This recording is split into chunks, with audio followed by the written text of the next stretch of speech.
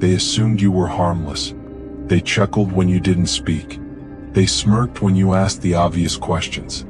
They murmured behind your back, characterizing you as sluggish, soft, forgettable. But what they never saw, what they never even considered, was that every word you didn't utter, every question you feigned to misunderstand was premeditated. You watched. You waited. You allowed their hubris dictate the screenplay, while you discreetly altered the conclusion. And now, the walls are closing in around them. Decisions they took in confidence are failing. Secrets they revealed in ridicule are haunting them. And somewhere in the solitude they question themselves, how could we not see it coming? Because you donned the mask of the idiot. And as they performed, you prepared. This is not a game for the proud. It is a gradual burn for the sufferer. A marvel of manipulation created with invisible strokes.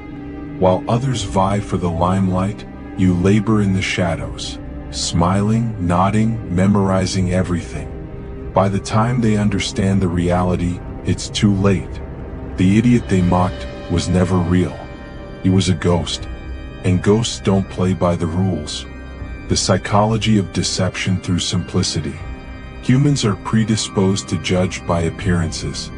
The halo effect, confirmation bias, and anchoring, these are all shortcuts the brain employs to analyze people rapidly.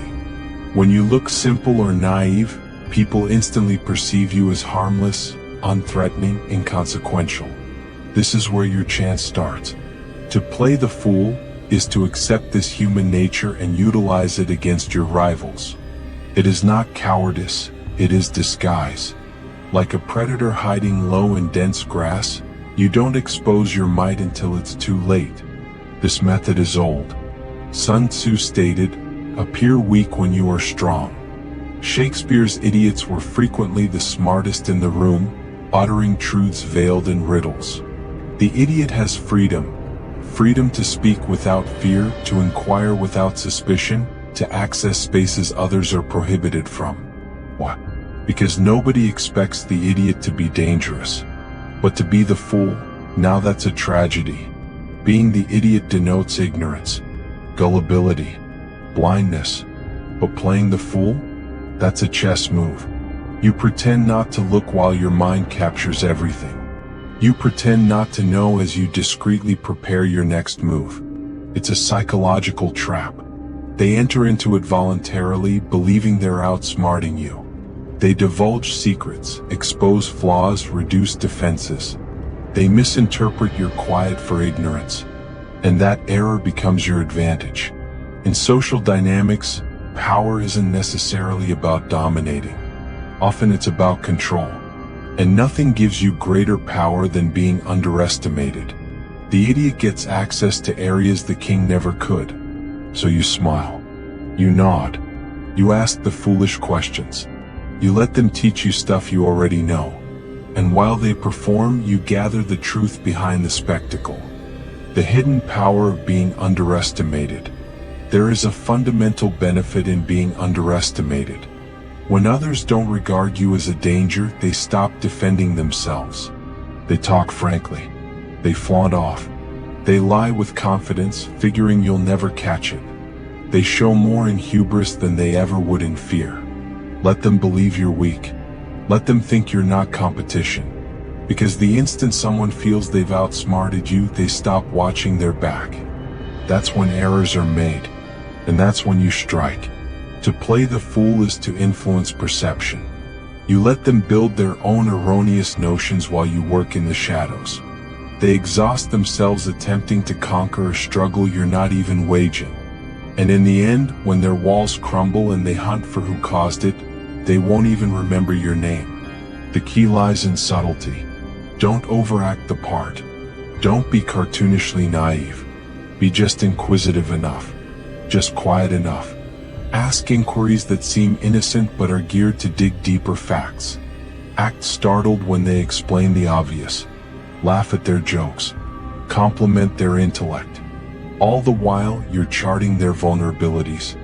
In business boardrooms, political arenas, social circles, this method dismantles egos. It wins battles without a single apparent strike. You let them dig their own graves while you offer them the shovel with a grin. True intellect doesn't always need to be communicated. Often it's more potent when disguised. Because a guy who's viewed as smart becomes a danger. But a guy who's perceived as a fool? He's invisible. And invisibility is strength. Historical and psychological examples. Consider Grigory Rasputin, the mystic who entered the Russian royal family. To many he appeared unhinged, erratic, a maniac. But that madness was a tool. Behind his wild eyes and untidy beard was a guy who utilized his mistaken image to gain control over an empire. Or consider Leonardo da Vinci, who famously observed, "Simplicity is the ultimate sophistication." He frequently suppressed the full scope of his knowledge, understanding that mystery garners more force than obvious brilliance. In current politics, this strategy flourishes. Some leaders act to be stupid on television, utilizing charm and fake simplicity to evade criticism.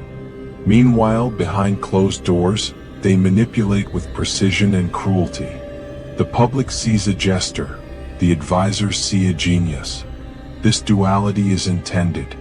In psychology, this conduct may be related to strategic self-handicapping, an intentional downplaying of talents to affect how others view your competence. It's not self-sabotage. It's a setup. Even in prison hierarchy, individuals who look gentle are typically left alone. But behind the scenes, they manage operations. Their might is hidden in the appearance of frailty. Why? Because people fear what they view as strong, but they overlook what they view as unimportant. And when you're ignored, you have space to move. Never be so loud that you notify the adversary. Never be so keen that they develop armor. Let them assume you're dumb, harmless, absent-minded. Let them chuckle. Because when the idiot finally speaks with authority, the whole room listens in quiet. The art of the slow game. Playing the fool is not for the impatient. It's a lengthy game. A peaceful conflict. It demands discipline, temperance, and timing. You don't win by hurrying. You gain by waiting. Most individuals seek attention. They want to be noticed, applauded, adored. But in that yearning, they disclose their hand. They crave approval and they become predictable. They talk too quickly, act too fast, reveal too much. And in doing so, they throw up their edge. But when you play the fool, you separate from that desire. You don't want approval, you desire power. Quiet, concealed strength. Power that doesn't need to be flaunted since it's too busy creating foundations no one sees. When others expose their cards, you fold yours and wait. Let them feel they've won. Let them rejoice. And then, when the moment is right, when all eyes are elsewhere, you move your piece. And suddenly the entire board is yours. This is not simply about manipulation. It's about control. It's about self-mastery. Knowing when to talk and when to listen. When to play stupid and when to act heavenly. It's about understanding every element of the game while pretending you're not even playing. Because in the end, it's not the loudest who win. It's the silent ones that wait, plot, and attack when no one sees it coming. Conclusion: never be the fool. So remember this: you may wear the mask, you can play the role, but never be the fool. The genuine idiot is not the one who seems simple, it's the one who displays all his cards. The one who feels power rests in being visible, being loud, being correct. Real power derives in being underestimated.